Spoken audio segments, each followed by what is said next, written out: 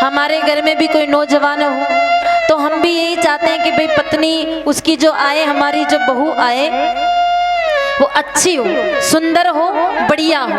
अब सुंदर अच्छी का मतलब ये तो नहीं कि भाई रंग रूप की बढ़िया हो। अच्छी का मतलब ये भी नहीं कि कोई डिग्री डिप्लोमा हासिल कर रखा हो, ऐसी भी नहीं। अच्छी का मतलब ऐसी जो पति का सम्मान करती हो, जो सास ससुर की सेवा करती हो, जो परिवार में प्रेम बनाए रखती हो, और कम से कम जो आपके बेटे को विवाह के बाद में जानवर ना बनने दे। कम से कम ऐसी बहू आनी चाहिए। आप कहेंगे क्या शादी के बाद में बेटा जानवर बन जाता है क्या? तो बिल्कुल बन ही जाता है, बन ही रहा है। आजकल की जो बेटियां होती हैं आने के बाद में सबसे पहला काम यही करती हैं, अपने पति को जानवर बनने पे मजबूर कर देती हैं। आप कहेंगे कैसे? तो थोड़ा सा उदाहरण से समझिएगा।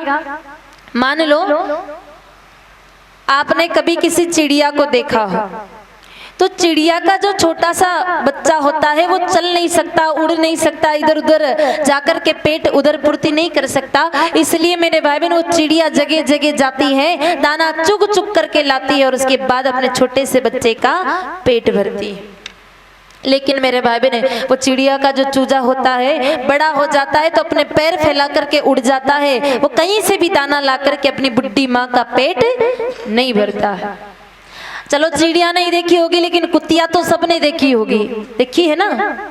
कुतिया के जितने भी छोटे छोटे बच्चे होते हैं वो कुतिया अपने चाहे बेटा हो चाहे बेटी हो सबको अपना दूध पिला करके उनका पेट भरती है, उनको पाल पोस करके बड़ा करती है। लेकिन वो कुत्ते के जो बच्चे जब बड़े हो जाते हैं मेरे भाई बहन, बाद में कहीं से भी आधी रोटी ला करके अपनी माँ का पेट बुढ़ापे में नहीं भरते हैं। अब आप विचार करिए, जिस बेटे ने अपने माँ का, माता का, पिता का खाया, जिस पिता ने भले ही फटी हुई कमीज पहन करके अपने बेटे को लायक बनाया, भले ही आधी रोटी कम खा करके माँ ने अपने बेटे को पाल पोस करके बड़ा किया, ऐसे माता पिता का बचपन में तो खाया और फिर बुढ़ापे में उनका नहीं लौटाया, तो विचार करिए उस चिड़िया के चूजे में, उस कुत्ते के पिल्ले में और आज इंसान में अंतर क्या बच रहा है। शादी के 1-2 महीने बाद में जो वो पढ़ी लिखी महारानी आती हैं, चुटकियां बजा के कहती है, देखो सा अना डोगरा डोगरी के साथ तो ट्यूनिंग बैठवा वाली को नहीं, अट्टू कटे सिकर में झुंझुनू में मकान लो तो नो नहीं तो चाली पिहर। फिर बेचारा घबरा करके यहाँ तो जाता है, झुंझुनू में मकान लेके वहां रहता है, यहाँ बुढ़े माँ बाप को वृद्धाश्रम धकेले देता है। तो याद रखना, अगर इस प्रकार के संस्कार आप अपनी बेटियों को दे रहे हैं तो ऐसी बेटियां ना तो इस जिंदगी में कभी सुखी रह पाती हैं और मरने के बाद तो 7 जन्मों तक नरक भोगती है, और कहीं ना कहीं मेरे भाभी नरक में भी शायद स्थान नहीं मिलता है। तो कम से कम हमारे घर में तो बहू ऐसी आए, हमारे बेटों को पत्नी ऐसी मिले जो कम से कम सास ससुर की सेवा करती हूँ, पति का सम्मान करती हूँ। तो अगर आप ऐसा चाहते हैं तो उसके लिए एक छोटा सा उपाय हमारे शास्त्र बताते हैं। अच्छी पत्नी को प्राप्त करने के लिए आप अपने घर में अगर गाय माता, किस किस के घर में गाय माता है जरा हाथ खड़ा करना। लगभग सबके घर में। देसी है कि विदेशी है? देसी गाय माता को पहचानते भी हो कि नहीं पहचानते हो? देसी गाय माता की 3 पहचान होती है। सबसे पहली पहचान, गाय माता के पीठ पर एक उभरा हुआ सा हिस्सा होता है जिसको कहते थुई।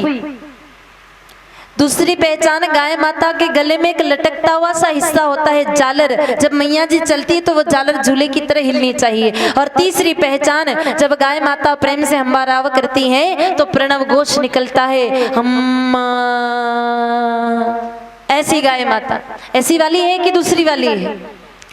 क्योंकि बहुत सारे लोग तो वो जर्सी को भी गाय माता ही समझ लेते हैं, वो जर्सी गाय नहीं है। जर्सी की भी पहचान होती है, उसके पीठ पर कोई उभरा हुआ हिस्सा नहीं होता, बिल्कुल मेगा हाईवे की तरह सपाट। कोई मक्खी बैठे तो स्लिप होके सीधी नीचे आ जाए। गले में कोई गलकंबल भी नहीं होती है, और बोलने पर तो ऐसे बोलती है जैसे कोई बाजा फुपाड़ी बज रहा हो, उसकी आवाज भी कानों को अच्छी नहीं लगती है। तो वो नहीं, देसी गाय माता जो आपके घर पर बंदी हो तो आप आपके उस नौजवान भैया को कहें कि प्रसव मुखी गाय माता जी की 7 परिक्रमा लगाए। प्रसवमुखी गाय माता कौन से? जो गाय माता गर्भवती है और 9 महीने बाद अपने बच्चे को जन्म दे रहे हैं। आधा बछड़ा तो पेट के बाहर आ चुका है और आधा अभी अंदर है, यानी कि पीछे से भी गाय माता के मुख के दर्शन होते हैं और आगे से भी गाय माता के मुख के दर्शन होते हैं। ऐसी उभयमुखी गाय माता की 7 परिक्रमा यदि कोई नौजवान करे तो शास्त्र कहते हैं कि उत्तम पत्नी उस व्यक्ति को प्राप्त हो जाती है। तो प्रसवमुखी गाय माता की परिक्रमा अपने नौजवान बच्चों से अवश्य करवाएं। ऐसा मैं नहीं बता रही हूं, ऐसा शास्त्रों में लिखा है। जब गौतम ऋषि ने माता अहिल्या से बातचीत, क्षमा करें, जब विवाह किया था तब शास्त्र कहते हैं कि उन्होंने प्रसवमुखी गाय माता की फेरी ही लगाई थी।